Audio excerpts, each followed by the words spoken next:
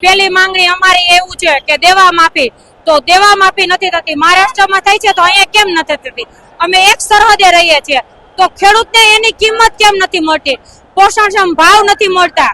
પછી વીજ લાઈનના થાંભલા જ્યાં આવે ત્યાં નાખી દે તો ખેડૂતોની જમીનની કોઈ કિંમત નથી રહેતી. તો આ તાનાશાહીની સરકાર છે એટલે આજે ખેડૂતો બહાર આવ્યા છે. અને આ જ્યારથી આ સત્તામાં સરકાર આવી છે ત્યારથી વિકાસ કરવો છે, વિકાસ કરવો છે, વિકાસ કરવો છે આવું બોલે છે. પણ વિકાસ કોનો કર્યો છે? ગુંડાઓનો, ભ્રષ્ટાચારીઓનો, બળાત્કારીઓનો અને હરામખાયા નેતાઓનો વિકાસ કર્યો છે. બાકી મારો ખેડૂત તો જ્યાં હતો ત્યાંનો ત્યાં જ છે.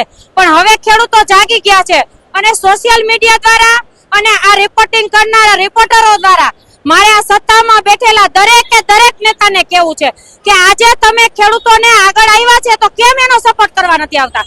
જ્યારે તમારે વોટ જોતા હોય ત્યારે ભિખારીની ઘોડે વોટ લેવા આવી જાવ છો. શરમ આવવી જોઈએ તમને. આજે ખેડૂત પુત્ર આજે પાયમાલ થઈ રહ્યો છે. આજે જો મારો ખેડૂત જગતનો તાત હોય ને તો એનો સપોર્ટ કરવો જોઈએ. એના બદલે તમે ક્યાં વયા ગયા છો?